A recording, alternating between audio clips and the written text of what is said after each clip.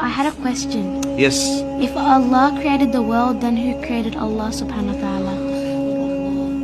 Okay, that's alright, that's alright. That's actually a very interesting question.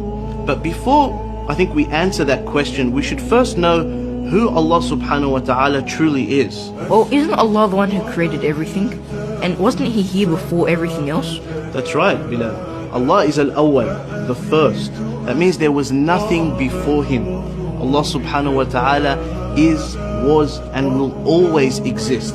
So the question, who created Allah, doesn't make any sense, because the word Allah means the one who is uncreated. Sheikh, can you explain it a bit more? Okay, Muhammad, can you come to the front, please? So Muhammad, can you draw for us a square that's also a circle? That doesn't make any sense. It's either a square or a circle. That's exactly right. Thank you, Muhammad. You can go to your seat now.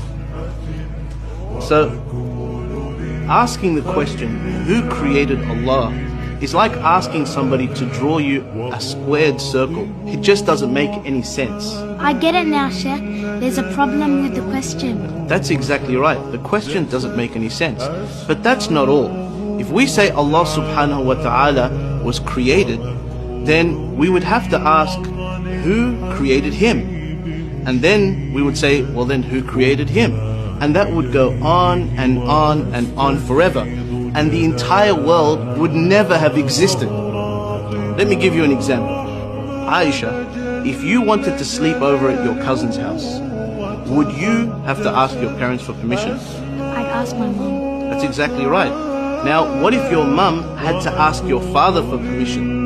And then your father had to ask his father for permission? And that goes on and on and on and on. Would you be able to go to your cousin's house?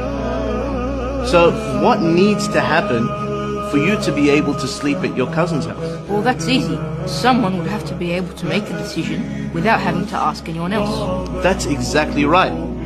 Likewise, the world would never have existed unless Allah had created it without relying on somebody else. For if He had to rely on somebody else, this world would never have existed.